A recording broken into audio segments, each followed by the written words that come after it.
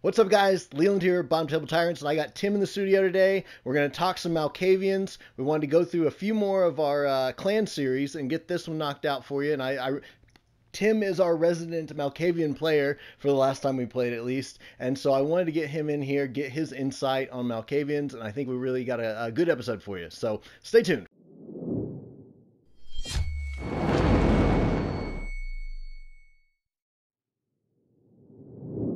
First is the thoughts on the clan that I wanted to go through, and I guess I'll give it to Tim first. We just want to talk about how we view the Malkavian clan. Yeah, so Malkavian's obviously psychic in a certain way, but also seen as crazy, seen as just out there, loony bin by all of the rest of the different clans. I love Malkavians as sort of a blessing and a curse, right? They have this concept of the flow of time that other people can't quite see, but they can't express it. They can't get that point across to any of the other clans. It reminds me of a description of Lovecraft and the way that someone described the insanity that happens in Lovecraft's novels. Not just these big monsters that are so big and scary that you go insane, but this concept of, imagine you're an ant and all you know how to do is walk and follow the other ants, pick up food, carry food back to anthill, put food down, repeat, repeat, repeat. And then someday someone picks you up, expands your mind, and you can see all of the world. You can see everything that humans know. You can read the whole internet. And then at the end of the day, they turn you back into an ant and they put you back. So you have this knowledge that something bigger exists, that something way more impactful and way more interesting exists than just pick up food, take back to anthill.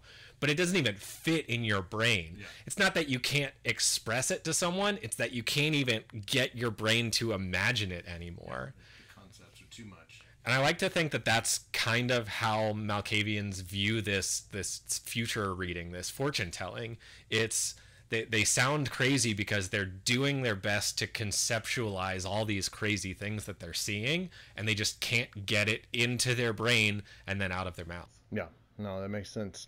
I go with the psyker, definitely, as well as sometimes a ghost seer. There's definitely a whole realm of wraiths and ghosts in the world of darkness, and they are better attuned to them than what you would have for the regular human and vampiric player characters. So they are kind of getting messages from them, talking to them, things like that, which makes them look crazy. So that's the main thing that we were talking about earlier, was we don't want to stigmatize. We don't want to dig into whole mental health issues, stuff like that. This is a very tough issue to work around, but you can have psychic vampires. You can have vampires that see ghosts. There's an explanation of why they have their abilities, and it doesn't always have to be that they're just like crazy. So that's a great way to play it, and I like that. Yeah, when Vampire the Masquerade was conceptualized, our humans' view of mental disorders, mental issues was completely different, right? Yeah. It was very easy to stigmatize those things and just kind of play with them. Now we have a better understanding of it. Now we have a better understanding of how prevalent mental issues are. So like Leland said, it's important when you use Malkavians in your game, don't go the cheap route of picking like dissociative identity disorder or schizophrenia and try and pretend to be that. That can be cheap, that can be ineffective, and worse off, it might actually offend one of your players, right? You don't know what other people are dealing with, what their family history might be. That's where I love this concept of eccentric, weird, out there kind of stuff that doesn't make sense, instead of leaning on actual mental disorders. So next is how you can use the Malkavians as NPCs in your game. What I love to go to first is to use them as an oracle. So if your coterie needs to go and get some sort of information, sometimes they want to go to the Nosferatu because they are all on the web and they're out there pulling in everything they can from the internet for information. Or you can also use, in a very similar sense, the Malkavians. I always call it a glint. I can't remember where I got that from, but it's kind of a group of Malkavians is a glint. I want to say it's like a broken shard of a mirror or something like that, which would make sense for their symbols. But A Malkavian glint is a group of Malkavians, usually that is kept by the Camarilla or the Anarchs as kind of a pet project that they make sure that these guys live lush and just whenever they need them, they can go and ask the glint a question and try and get a coherent answer, hopefully. I always envision a glint of Malkavians as this any scene from the Matrix trilogy where they have to go into a nightclub. And it's just, there's people dressed in the craziest outfits. They're dancing to weird music that you probably haven't ever heard before. There's people in the corner doing things in contortions that don't make any sense. I came up with one earlier, a table of a group playing cards, but all the faces of the cards are just blank. Mm-hmm. And they're having a grand old time, but you don't get it because you're not part of that world. Yeah. No, that's perfect. Yes, like the weirder, the more eccentric, the more odd it is, the better. And yes, so they just live in this grand palace, surrounded by their proclivities, I guess, and are can help you out usually for a price, of course. The price that you sent us on, which I absolutely loved, was to collect 40 live koi fish. No explanation as to why, no explanation as to what they would be used for, but it completely wrenched our entire plan for what we wanted to do, because now it's, okay, how do we collect the kois? Where do we get them? How do we keep them alive? Do we need to wheel a fish tank around the city for the next couple of hours? Is it worth the effort to get a response that we may or may not be able to interpret? Yeah. But it was fun, and I will never forget it. Yeah, that's my go-to. Is just they always want the weirdest items, and I guess like we were talking about earlier, is you could do a weird reverse engineering of that, where maybe they give you what sounds like the most complicated, terrible, what am I trying to say, fetch quest that you could have, but it turns out it's really easy. Like you go, I guess Tim's example was just a flower that you have to pick with a certain amount of petals on it. But if you go exactly where they tell you, you find the flower easily. Or to me, it's like some sort of button is the other thing I envisioned of, like, you just got to push this weird button, and when you do it, and it's in like the photo center at a Walgreens, like down the street, and you just go and push this button, and it just says like done.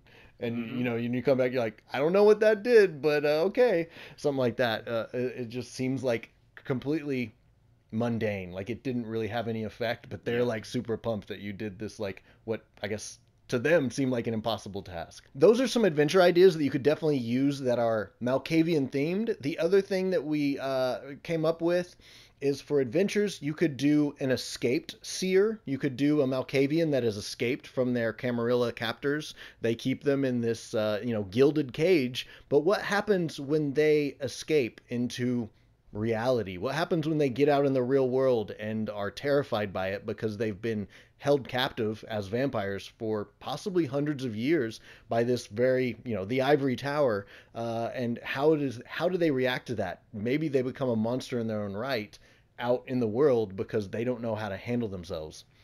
I love this concept of almost reverse ley lines. If you're a mage in Dungeons and Dragons, a sorcerer, you always want to find these points where the magic flow is at its greatest, because that's where you can really manipulate and have a greater effect. But if you have the same thing in Vampire, but those ley lines are the flow of time, the flow of knowledge, then maybe that is a overwhelming location for a Malkavian. And if the Malkavian gets out and stumbles across one of these things, now they're overwhelmed by this amount of knowledge, this amount of being able to see the future and the past and everything, and that breaks them, and then they turn into something truly monstrous. Yes, and also it could just, to me, it could have effects in time. You start to have this weird time warp effect that you could run into. You could have all kinds of fun with that. So love that. So for playing Malkavians differently, so you're not just the milk toast, zany, funny, weird guy, the main things that I would definitely lean into is being a ghost seer or being a future seer or past. Like you could kind of portray it as they see fractured time. So they don't know if their visions that they're getting are of the future or of the past, or maybe an alternate current. So there's all kinds of questions that they're having for themselves, which is why they're talking to themselves. They're constantly battling of like, is this real? Is it not real? They constantly have this inner monologue or outer monologue that they're talking to themselves about, like, what I'm seeing, what is it, what's going on? Is this real? I don't know. Is that the future? Is it the past? So that's how I would mainly run these guys, is that as they are influenced by ghosts, or that they are oracles of the past and future. You're absolutely allowed to, when you play a Malkavian, be that sort of silly, goofy thing. Break the fourth wall, right? Tear that down. Talk about other games. Talk about other systems. Talk about other worlds. Talk about the real world. And if you have quotes, like we're all nerds. We all know quotes from TV shows and stuff. I think I used a quote from The Haunting of Hill House, and it caught one of the players at your table off guard, and he stopped the game to ask me about it. Yeah. You can do that, but don't rely on that, right? Don't make that the only thing that makes you weird and kooky and eccentric and a soothsayer. Try and go beyond that. Have serious, coherent moments. Have moments where you are the most sane person at the table, because those moments are going to stand out, and they're going to make those kooky, eccentric moments stand out as well. Yep. And I think we had a moment kind of like that when we were scrambling to they had to get to the top of a tower to save one of the sires of the coterie.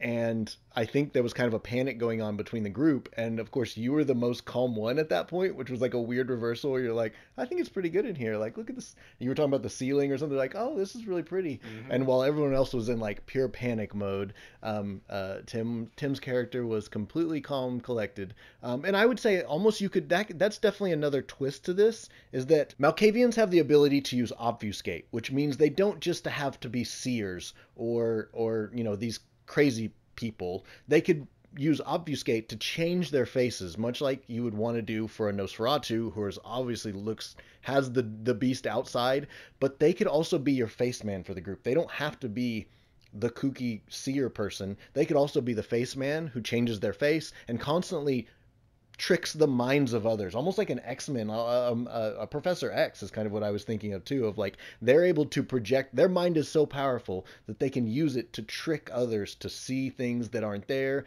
to see people or faces that aren't really there, and stuff like that. So that could be another way you could play a Malkavian, is almost this like very powerful psyker who uses their psychic powers offensively or in a trickery sense to appear differently, put thoughts into the minds of others, especially the humans or weaker vampires and stuff like that. And that's something that I love, and I really recommend working with your GM on, because you can do both of those things. You can be the face who's projecting these thoughts, these ideas into the NPC's minds, but if you're good enough at it, the thoughts and projections you put into their minds don't necessarily have to be reasonable, rational things. Yeah. You can be putting crazy things into their mind, but you're so powerful and so impactful that they see those things as truths. And now they're starting to get a little bit of that kooky, eccentric thing, but they think it's completely normal, so they don't necessarily have a violent, visceral reaction to it.